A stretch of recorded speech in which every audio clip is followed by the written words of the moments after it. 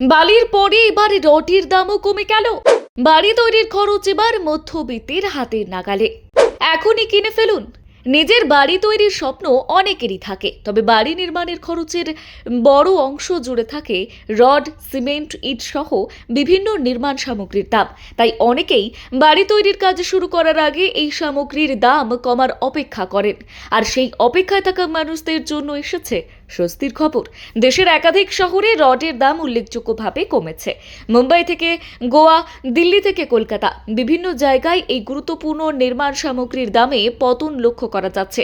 ফলে বাড়ি নির্মাণের মোট খরচ কিছুটা হলেও কমতে পারে বলেই মনে করছেন বিশেষজ্ঞরা।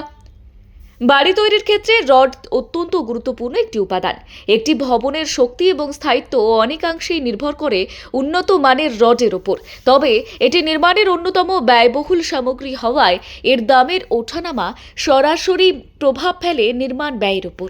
গত কয়েক মাস ধরে রডের দামে ধারাবাহিকভাবে পতন দেখা গিয়েছে। মে মাসে দাম উল্লেখযোগ্যভাবে কমে যায়, যদিও জুন মাসের শুরু থেকেই কিছু বাজারে আবার সামান্য ঊর্ধ্বমুখী প্রবণতা লক্ষ্য করা গিয়েছে।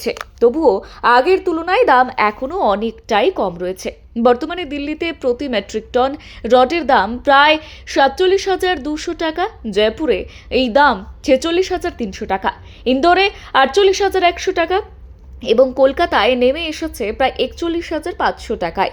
দেশের আরও বহু শহরেও একই ধরনের মূল্য হ্রাস দেখা যাচ্ছে।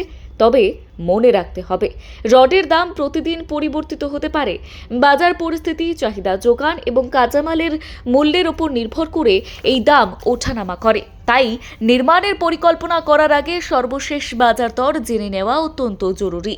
সর্বশেষ রডের দাম জানতে অনলাইনে বিভিন্ন নির্মাণ সামগ্রী সংক্রান্ত ওয়েবসাইটে নজর রাখা যেতে পারে। তবে যে দাম প্রকাশ করা হয় তার সঙ্গে অনেক সময় 18% জিএসটি যুক্ত থাকে না। ফলে চূড়ান্ত কেনাকাটার সময় প্রকৃত খরচ আরও কিছুটা বেড়ে যেতে পারে।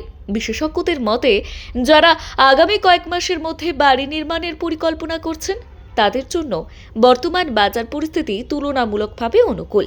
রডের দাম কম থাকায় নির্মাণ ব্যয়ে কিছুটা সাশ্রয়ের সুযোগ তৈরি হয়েছে।